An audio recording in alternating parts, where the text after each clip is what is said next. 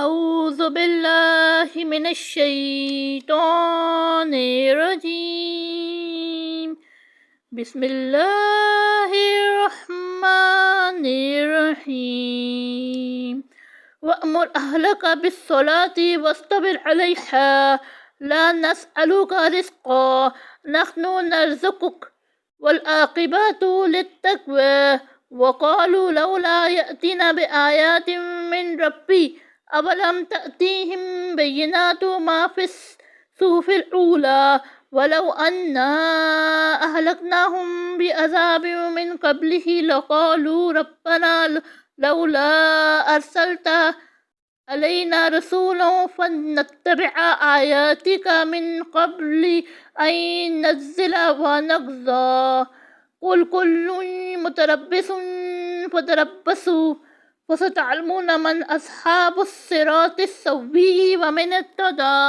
صدق اللہ العظیم۔ شروع اللہ کے نام سے جو بڑا مہربان نہایت رحم والا ہے۔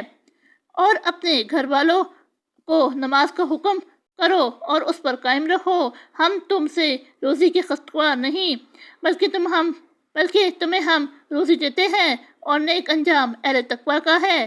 اور کہتے ہیں کہ یہ پیغمبر اپنے پروردگار کی طرف سے ہمارے پاس کوئی نشانی کیوں نہیں لاتے؟ کیا ان کے پاس پہلی کتابوں کی نشانی نہیں آئی؟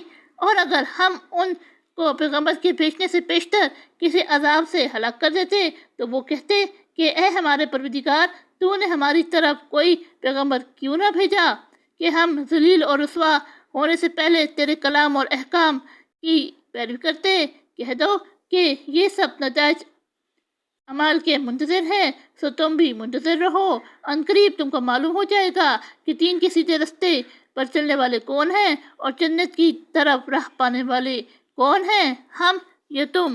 صدق اللہ العظیم۔